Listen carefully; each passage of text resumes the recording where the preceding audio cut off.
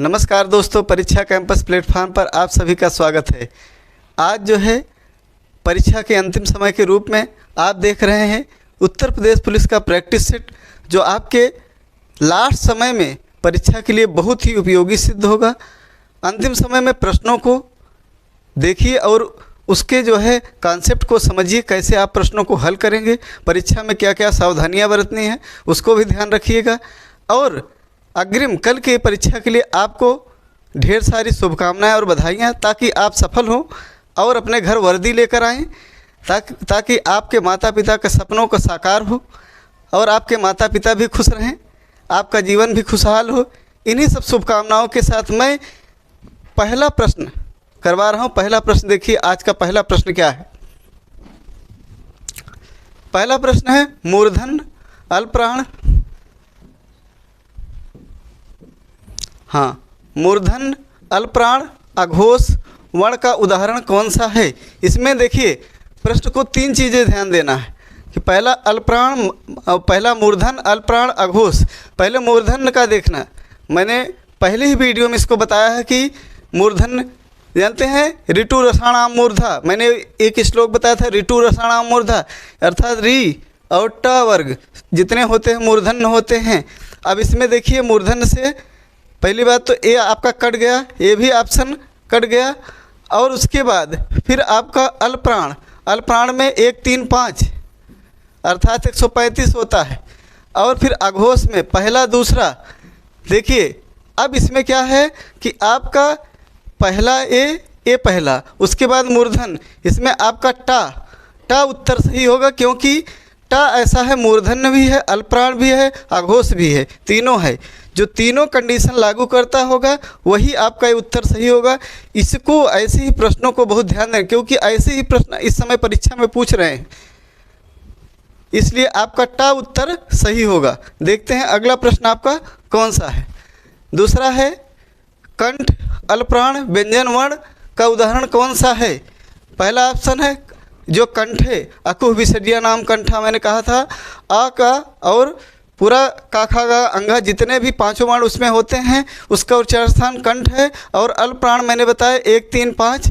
अब इसमें कौन सा पांचवा वर्ण, ये अंगा जो है आपका क्या है, पांचवा वर्ण है और ये कंठ ध्वनि भी है, इसीलिए आपका यही उत्तर सही होगा। बाकी था धा फा ये नहीं सही होंगे। देखते हैं अगला प्रश्न आपका कौन सा है। जिस स्वर के उच्चारण में 2 मात्राएं लगती है उसे क्या कहते हैं। पहला है संयुक्त स्वर, दूसरा मूल स्वर, तीसरा गुरु स्वर, चौथा लघु स्वर। देखिए ये जो है कह रहे हैं कि जिस स्वर के उच्चारण में 2 मात्राओं का समय लगता है अर्थात उसे हम क्या कहते हैं, गुरु। क्या कहते हैं, गुरु स्वर कहते हैं। मूल स्वर होते हैं, मूल स्वरों की संख्या 4 होती है, आ ई उ री, ये मूल स्वर होते हैं। जो संयुक्त स्वर होते हैं, संयुक्त स्वर भी 4 होते हैं, ए आए, उसके बाद ओ आओ, कभी कहीं इनकी संख्या पूछ लेगा। देखिए मूल स्वर संयुक्त स्वर और मूल स्वर ये दोनों इनकी संख्या 4 होती है, यही होते हैं मूल स्वर आपके ए। उसके बाद ये संयुक्त स्वर। देखते हैं अगला प्रश्न आपका कौन सा है। चौथा प्रश्न आपका है किसी कठिन शब्द को स्पष्ट करने के लिए किस विवरण चिन्ह का प्रयोग होता है। पहला है निर्देशक, दूसरा उपविराम, तीसरा कोष्ठक, चौथा विवरण चिन्ह। इसमें जो सही उत्तर होगा कोष्ठक। जैसे किसी भी अर्थ को स्पष्ट करने के लिए हम क्या करते हैं, कोष्ठक चिन्हों का प्रयोग करते हैं। और उसके बाद इसमें जो निर्देशक होता है आपका ए होता है, यानी क्योंकि ये डैश से थोड़ा सा हल्का बड़ा होता है। और उपविराम चिन्ह 2 बिंदी ए होता है, और जो विवरण चिन्ह होता है आपका ए होता है। देखते हैं अगला प्रश्न आपका कौन सा है। प्रत्यय शब्द में उपसर्ग है। देखिए प्रत्यय यहाँ नहीं है, यहाँ प्रत्यक्ष शब्द है। थोड़ा सा मिसप्रिंट हो गया था, यहाँ क्या है, प्रत्यक्ष शब्द है। प्रत्यक्ष शब्द में उपसर्ग है। पहला है प्र, दूसरा प्रा, तीसरा प्रत, चौथा प्रति। इसमें देखिए जो शब्द यानी उपसर्ग क्या होता है, शब्द के पहले लगकर उसके अर्थ को परिवर्तित कर देता है या तो उसमें विशेषता ला देता है, तो उसको हम उपसर्ग बोलते हैं। अब प्रति शब्द है, इसमें अक्ष, प्रत उपसर्ग है, इसमें अच्छ शब्द जोड़ेंगे तो क्या हो जाएगा, प्रत्यक्ष हो जाए, यहाँ यण संधि होती। तो यही आपका उत्तर प्रति सही होगा। देखते हैं अगला प्रश्न आपका कौन सा है। इक प्रत्यय लगाने पर सप्ताह का रूप क्या होगा? पहला है साप्ताहिक, दूसरा है सप्ताहिक, तीसरा है साप्ताहिक, चौथा है साप्ताहिक। इसमें जो सही उत्तर होगा साप्ताहिक, क्योंकि जब सप्ताह में एक प्रत्यय लगता है, एक प्रत्यय शब्द के अंत में लगकर क्या करता है, उसकी अर्थ में विशेषता उत्पन्न कर देता है। सप्ताह जो है जैसे विशेष है, तो एक प्रत्यय लगने पर ये जो है विशेषण बन जाता है, सप्ताह धन इक, उसके बाद ये बनता है साप्ताहिक। देखते हैं अगला प्रश्न आपका कौन सा है। निम्नलिखित में से क्या व्यक्तिवाचक संज्ञा नहीं है? अब इसमें नहीं पूछा है। अब बताइए, पहला है होली, दूसरा पूर्व, तीसरा कौवा, चौथा हिमालय। इसमें जो सही उत्तर है कौवा, क्योंकि सभी पशु पक्षियों का नाम क्या होता है आपका, इसमें होता है जातिवाचक, ये जातिवाचक संज्ञा है। बाकी होली त्योहारों का नाम जो है क्या होता है, व्यक्तिवाचक संज्ञा। दिशाओं का नाम व्यक्तिवाचक संज्ञा। ये हिमालय पर्वत का नाम है, तो इसका नाम क्या है, ये भी जो है व्यक्तिवाचक संज्ञा है। देखते हैं अगला प्रश्न आपका कौन सा है। दिए गए विकल्पों में वह शब्द चुनिए जिसका प्रयोग सदा एक वचन में होता है। पहला है प्राण, दूसरा प्रत्येक, तीसरा आंसू, चौथा कच्छा। इसमें जो सही उत्तर होगा प्रत्येक। प्रत्येक हर एक जो है हमेशा एक वचन में प्रयोग होता है, जानते हैं। और प्राण और आंसू, कच्छा हमेशा ये बहुवचन में प्रयोग होता है। देखते हैं अगला प्रश्न आपका कौन सा है। निम्न में कौन सा शब्द स्त्रीलिंग है? पहला है प्रभाव, दूसरा भाषा, तीसरा निर्माण, चौथा विवाह। देखिए इसमें जो सही उत्तर है भाषा, क्योंकि भाषा बोली जाती है, भाषा बोला नहीं जाता, ये स्त्रीलिंग है। बाकी प्रभाव होता है, ये पुल्लिंग है, निर्माण होता है, पुल्लिंग है, विवाह होता है, पुल्लिंग है। देखते हैं अगला प्रश्न आपका कौन सा है। वह मुझसे अलग रहता है, रेखांकित शब्द के आधार पर बताइए कि यहाँ कौन सा कारक है। अब देखिए, वह मुझसे अलग रहता है, पहला है करण कारक, दूसरा संप्रदान, तीसरा अधिकरण, चौथा अपादान। इसमें जो सही उत्तर होगा अपादान कारक। जैसे कोई वस्तु किसी से अलग होती है, वह मुझसे अलग हो गया, जैसे पेड़ से पत्ते अलग हो रहे हैं तो वहाँ पर अपादान, उसी तरीके से वह मुझसे अलग हो रहा है तो अपादान कारक होता है। देखते हैं अगला प्रश्न आपका कौन सा है। सदा ही बहुवचन में प्रयुक्त होने वाला शब्द, पहला है मुनि, दूसरा प्रत्येक, तीसरा घर, चौथा दर्शन। इसमें सदा ही बहुवचन में प्रयोग होने वाला, इसमें जो सही उत्तर आप होगा दर्शन। दर्शन, हस्ताक्षर, ये सब हमेशा क्या होते हैं, हमेशा बहुवचन में प्रयोग होते हैं। मुनि, प्रत्येक, घर, ये सब एक वचन। देखते हैं अगला प्रश्न आपका कौन सा है। निम्नलिखित में से कौन सा शब्द पुल्लिंग है? देखिए इसमें पहला है साध्वी, दूसरा दिव्या, तीसरा संचालक, चौथा भवदीया। इसमें जो सही उत्तर होगा संचालक। संचालक होता है, यानी यह जो है हमेशा पुल्लिंग में प्रयोग होता है। और जो ये पुल्लिंग है, और साध्वी, दिव्या, भवदीया ये स्त्रीलिंग है। देखते हैं अगला प्रश्न आपका कौन सा है। राम सीता से सुंदर है, इस वाक्य में कौन सा कारक है? पहला है संबंध कारक, दूसरा अपादान, तीसरा करण, चौथा अधिकरण। इसमें जो सही उत्तर होगा अपादान कारक होता, क्योंकि जब किसी वस्तु की दूसरी वस्तु या किसी व्यक्ति की दूसरी व्यक्ति से तुलना की जाती है, वहाँ पर कौन सा कारक होता है, वहाँ अपादान कारक होता है। देखते हैं अगला प्रश्न आपका कौन सा है। सर्वनाम के कुल कितने भेद होते हैं? पहला है 8, दूसरा 11, तीसरा 6, चौथा 5। इसमें जो सही उत्तर होगा 6, क्योंकि 11 इसकी संख्या होती है। जैसे वह, मैं, तू, आप, स्वयं, एक प्रकार से ये जो है 11 संख्या होती है। थोड़ा सा ध्यान दीजिएगा, 11 संख्या होगी, भेद कितने होते हैं? 6 होते हैं। देखते हैं अगला प्रश्न आपका कौन सा है। न्यूनतम विशेषण की कौन सी अवस्था है? इसमें अवस्था पूछा है, क्योंकि विशेषण की अवस्था से भी प्रश्न पूछता है। पहला है प्रथमावस्था, दूसरा उत्तमावस्था, तीसरा मूलावस्था, चौथा उत्तरावस्था। जो सही उत्तर होगा क्या होगा? उत्तमावस्था। विशेषण की जैसे अंग्रेजी में गुड, बेटर, बेस्ट होते, उसी तरीके से व्याकरण हिंदी में भी क्या होता है, न्यून, जैसे न्यूनतर, न्यूनतम, न्यूनतम, जैसे कह रहे हैं कि मतलब ये जो है शब्द क्या होता है, वो जो है उत्तमावस्था का शब्द है। न्यून, उसी तरीके से कोई भी शब्द होता है कि भाई उसकी 3 अवस्थाएं होती इसमें विशेषण में, ये जो है आपका उत्तमावस्था का शब्द है। देखते हैं अगला प्रश्न आपका कौन सा है। कोई बच्चा नहीं खेलेगा, यहाँ कोई शब्द है, आपको बताना है कि कोई शब्द यहाँ क्या है। पहला ऑप्शन है गुणवाचक विशेषण, दूसरा सार्वनामिक, तीसरा सर्वनाम, चौथा परिमाणवाचक। देखिए यहाँ कोई तो सर्वनाम होता है, लेकिन यहाँ पर कोई सर्वनाम नहीं है। यहाँ बच्चा जो है संज्ञा, इसके पहले अगर कोई लग गया है तो ये जो है सार्वनामिक विशेषण का कार्य करेगा, अर्थात ये सार्वनामिक विशेषण इसमें सही उत्तर होगा। देखते हैं अगला प्रश्न आपका कौन सा है।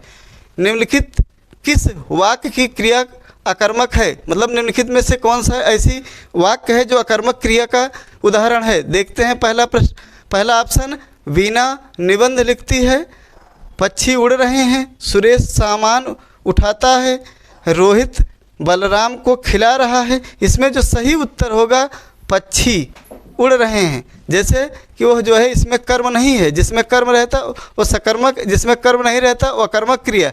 तो यहाँ जो है पक्षी आकाश में उड़ रहे हैं, किसी प्रकार का उनको जो है कर्म का यहाँ कर्म नहीं है, प्रभाव जो है उड़ने पर क्रिया पर पड़ रहा है, तो सीधे अकर्मक क्रिया होगी। देखते हैं अगला प्रश्न आपका कौन सा है। वह पढ़ रहा होगा वाक्य किस काल का है। पहला है सामान्य वर्तमान, दूसरा पूर्ण वर्तमान, तीसरा संदिग्ध, चौथा संभाव्य। इसमें सही उत्तर होगा क्या, संदिग्ध वर्तमान। देखिए यह जो है वर्तमान काल में भी ध्यान दीजिएगा, वह पढ़ रहा होगा, ये जो है इसमें संदिग्ध वर्तमान सही है। सामान्य जैसे वह जाता है, वह खाता है, ऐसे तातेई है। पूर्ण वर्तमान जैसे वह पढ़ चुका है, पूर्ण वर्तमान इस तरीके से। और जो है इसमें आपका पूर्ण, वह जो है पढ़ता होगा, अब इस तरीके से वह पढ़ता होगा ऐसे कहा जाए तब जो है संभाव, लेकिन वह पढ़ रहा होगा तो ऐसे कहा जाए तब क्या होगा, संदिग्ध वर्तमान। इसमें बड़ा कन्फ्यूजन रहता है, इसको ध्यान दीजिए। देखते हैं अगला प्रश्न आपका कौन सा है। जो शब्द वाक्यांशों, वाक्य तथा शब्दों को जोड़ते हैं उन्हें क्या कहते हैं। पहला है क्रिया विशेषण, दूसरा समुच्चय बोधक, तीसरा संबंध बोधक, चौथा विस्मय बोधक। इसमें जो सही उत्तर होगा समुच्चय बोधक, क्योंकि कोई तथा एवं मतलब ये शब्द जो है कि किसी दो शब्दों को या जोड़ते हैं, दो वाक्यों को जोड़ते हैं। इसमें क्या होता है कि जैसे ये शब्द जहाँ प्रयुक्त भी होते हैं, जानते हैं, तथा हो गया, एवं हो गया, और हो गया, तो इस वहाँ पर संयुक्त वाक्य भी होगा, इसको भी ध्यान दीजिएगा। और ये जो है आपके हमेशा क्या करते हैं, जोड़ने का कार्य करते हैं। इसको समुच्चय को संयोजक भी बोल सकते हैं, तो अर्थात जोड़ने का हमेशा कार्य करते हैं। इनके जो शब्द होते हैं, इस जो समुच्चय बोधक कोई भी अव्यय होगा वो जोड़ने का कार्य करेगा। देखते हैं अगला प्रश्न आपका कौन सा है।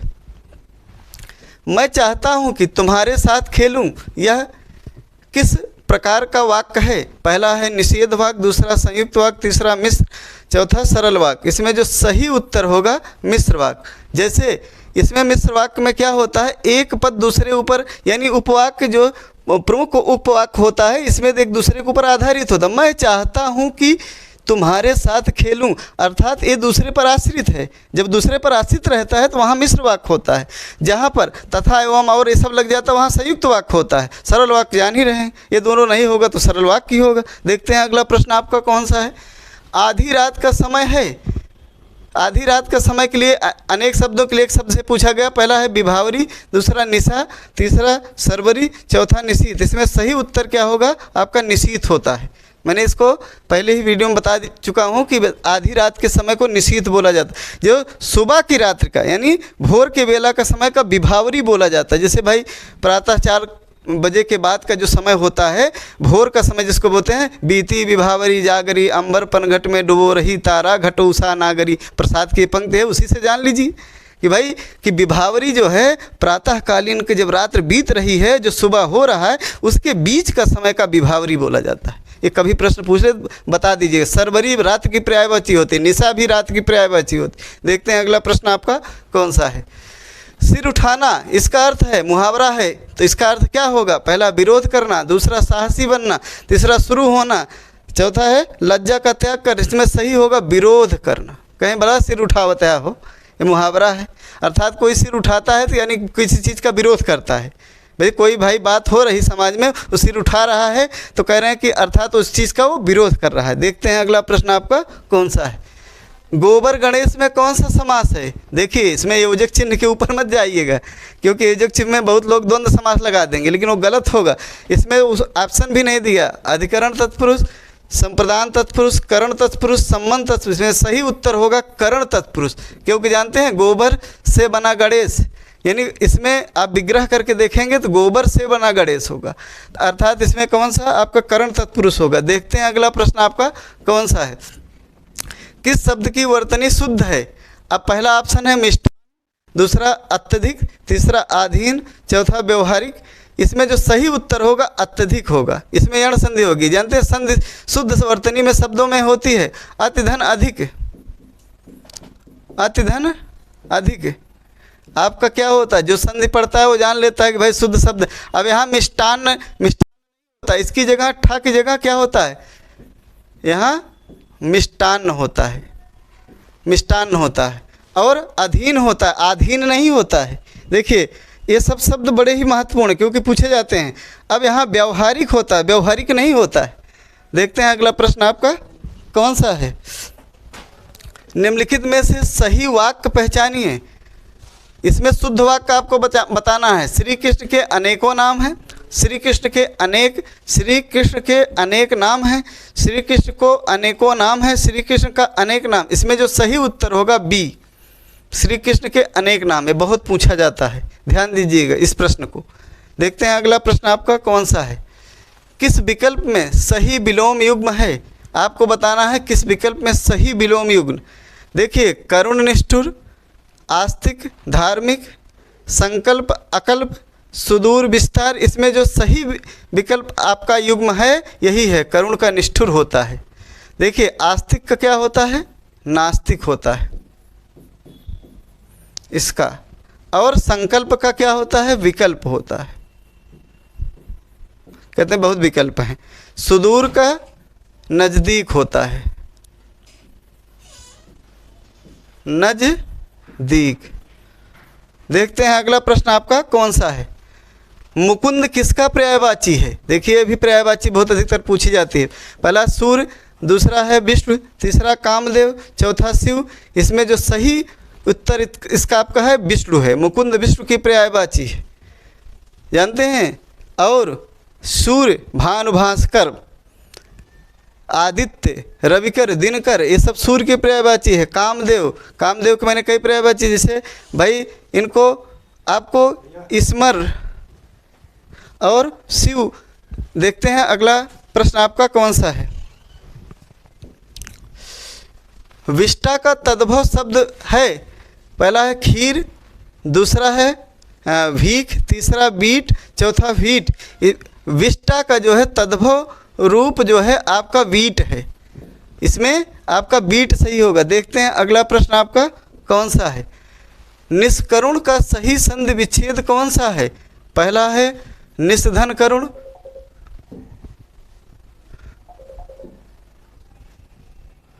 पहला है निस करुण, दूसरा है निधन करुण, तीसरा है निधन क्रोण, तीसरा चौथा है निस्धन करुण। इसमें जो सही उत्तर होगा आपका निधन करुण, निष्करुण। ये विसर्ग संधि है। नि यहाँ जो का के पहले अगर विसर्ग रहता है तो उसका जानते हैं क्या, मूर्धन नशा हो जाता है।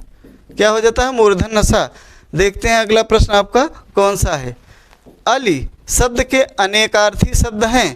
पहला है भंवरा कोयल, दूसरा है भंवरा आम्र, तीसरा कोयल सुख, चौथा है कोयल अज। इसमें जो सही उत्तर होगा भंवरा कोयल। इसमें जानते हैं ये अली शब्द के दो अर्थ होते हैं, भंवरा भी होता है कोयल भी होता है, यानी अनेकार्थी शब्द में आता है। देखते हैं अगला प्रश्न आपका कौन सा है। पीपर पात सरिस मन डोला, पंक्ति में मन क्या है। देखिए अब इसमें आपको बताना है, अभी मैंने बताया था। देखिए पीपर पात सरिस मन डोला। अब यहाँ पीपर का पत्ता और सरिस मन डोला, इसमें पूछा है इस पंक्ति में मन क्या है। पहला साधारण अर्थ, दूसरा उपमान, तीसरा उपमेय, चौथा वाच्य। इसमें जो सही उत्तर है उपमेय है। मैंने ये बताया उपमा अलंकार को आसानी से समझ लेंगे, क्योंकि जानते जो नज़दीक रहता है उपमेय होता है, दूर रहता है उपमान होता है। मन आपके पास है, नज़दीक है, तो यहाँ उपमेय नज़दीक, यानी मन आपका उपमेय होगा। और इसमें उपमान जो होगा पीपर का पत्ता होगा आपका ये।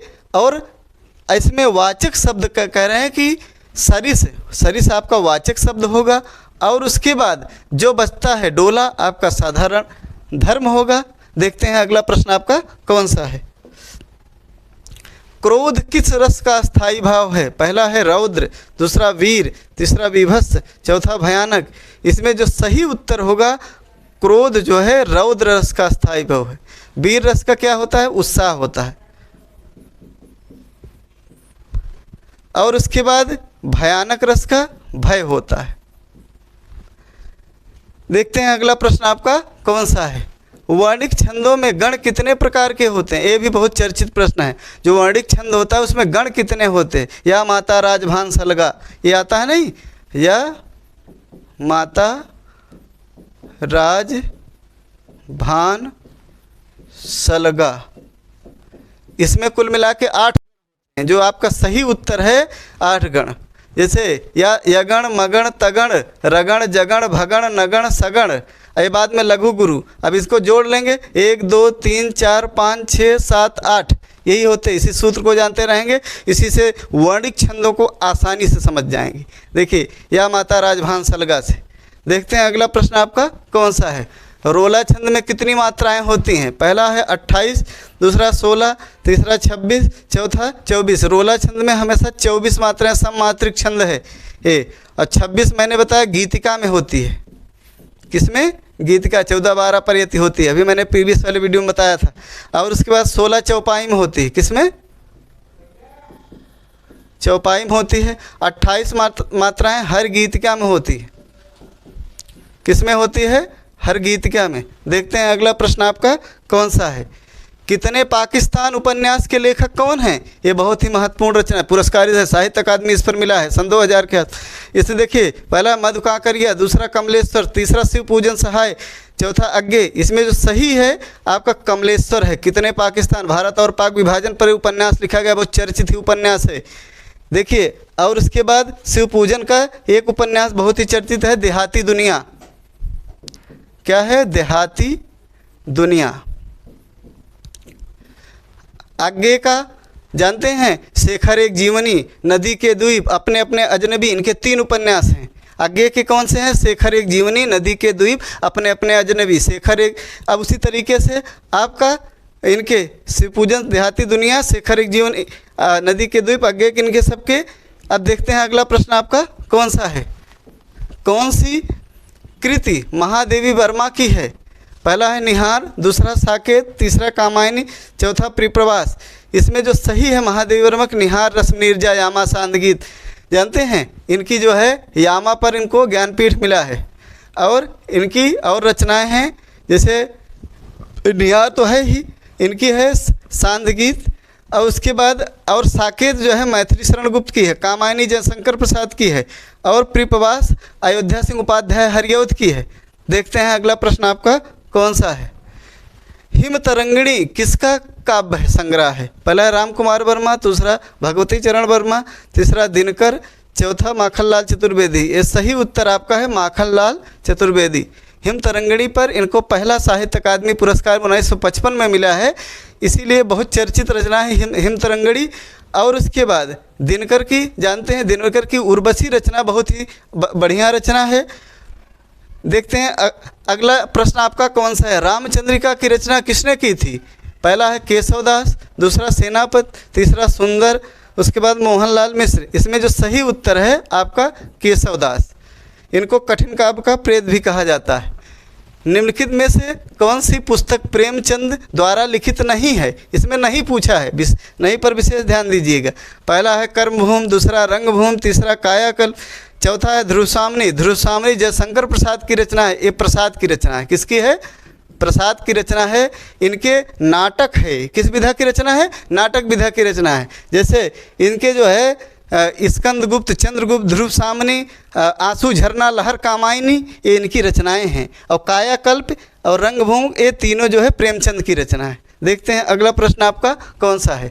देखिए इसमें कहा गया कठिन काव्य का प्रेत कहलाते हैं। किसको कहा जाता है? पहला है केशव, दूसरा पद्माकर, तीसरा बिहारी, चौथा अज्ञे। इसमें जो सही उत्तर है केशवदास। केशवदास को आचार्य शुक्ल ने कहा है कठिन काव्य का प्रेत, क्योंकि इनकी कविता बड़ी कठिन थी। देखिए यही आज का आपका अंतिम प्रश्न था। देखिए इन्हीं प्रश्नों के साथ आप लोगों को परीक्षा की ढेर सारी शुभकामनाएं। आप सफल हो, मेरी यही इच्छा है। वर्दी लेकर आएँ आप।